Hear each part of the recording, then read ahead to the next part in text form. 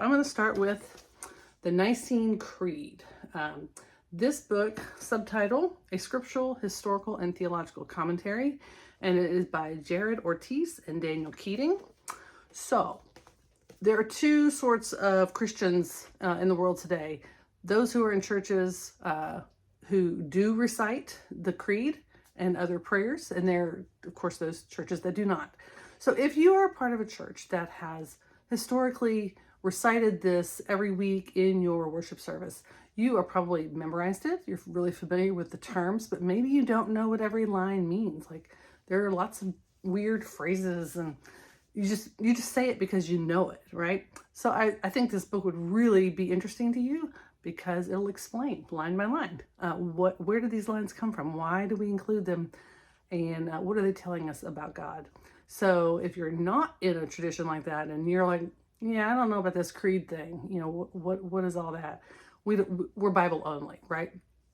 I think the book will help you understand what we have in common with all Christians around the world through all time, because the creed kind of distills all the core doctrines of the faith. So this book will kind of go through each line and explain where it came from, the concept in the Bible. So I think it's great for all believers. And I think it's a uniting kind of thing. And we need that these days. Secondly, Becoming the Pastor's Wife. This is maybe not as uniting as the Nicene Creed would be. Beth Allison Barr, this is her follow-up book after The Making of Biblical Womanhood.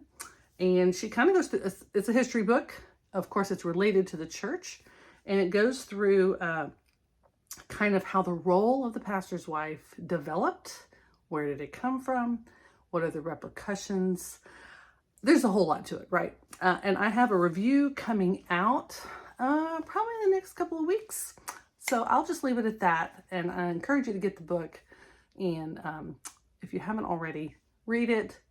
When my review comes out, which is not in my control at this point, but don't worry, I'll let you know. Third, this is by another friend, Michelle Keener, Comfort in the Ashes. So I got this book as a review copy, and I believe I have a review already somewhere on my Substack.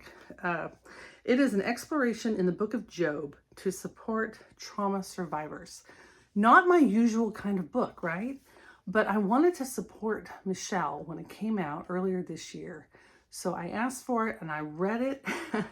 And at first I thought, my husband, who's a chaplain, will really probably enjoy this. And then I underlined and wrote in it so much that I thought I can't give him my copy because he'll be influenced by all my thoughts. It's pretty amazing. So if you are in the world of counseling or chaplaincy, I really recommend this book.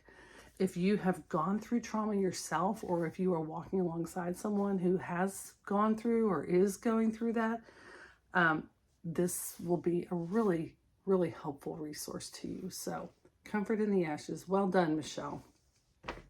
And finally, I cannot say, Sharifa, so proud of you. This is amazing.